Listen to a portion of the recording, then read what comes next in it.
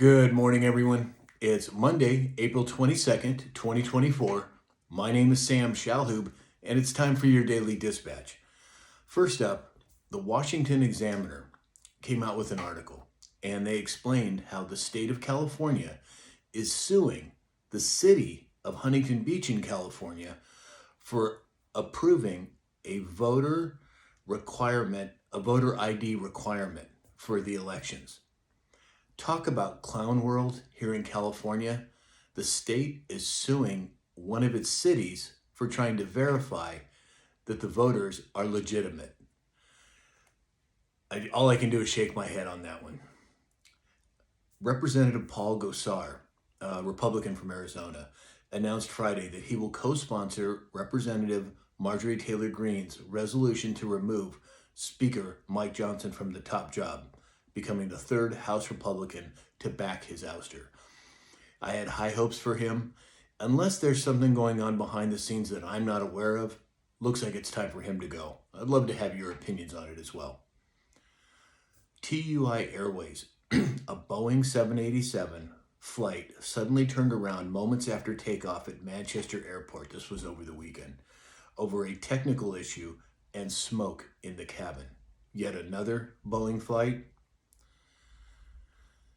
So as we all know, the House approved this ridiculous spending bill for Ukraine and Israel. And then as part of that bill, they agreed that TikTok has to be banned, but they've given them 270 days to formally transfer ownership if it passes the Senate.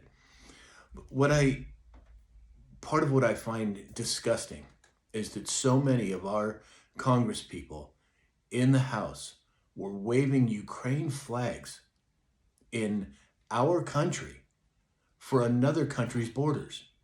It doesn't make sense, and my personal opinion is they're all traitors and they need to go. I would love to hear your opinion on it. And I'm not usually as outright angry about things, but this one really set me off.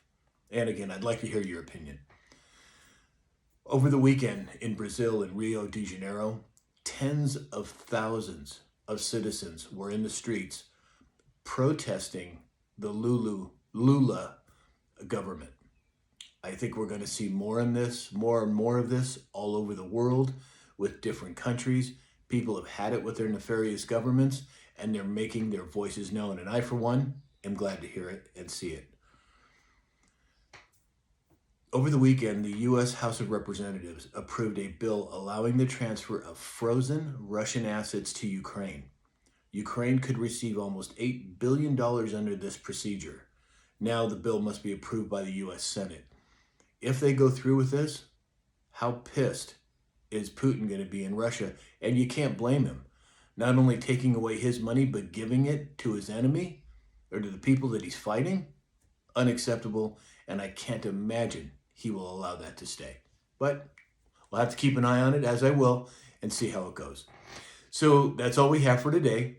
Please, if you'd like to support this channel, go to samshalhoub.com. My Pillow is doing a special this week. If you spend more than $75, it's free shipping, and it's a good American company with good American products. Use the discount code SAM and get up to 80% off of all of your purchases.